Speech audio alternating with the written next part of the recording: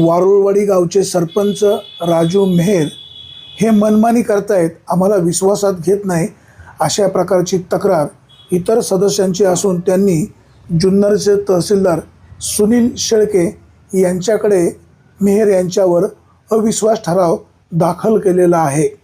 तथापि राजू मेहर यांनी स्वतः गट विकास अधिकारी यांच्याकडे आपला राजीनामा सुपूर्द केला आहे।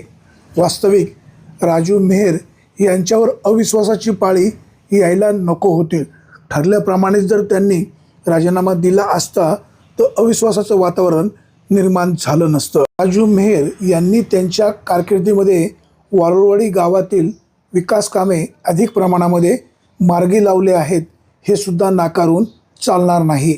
ब्युरो रिपोर्ट, बिगर टाइम्स, वारुळवाडी।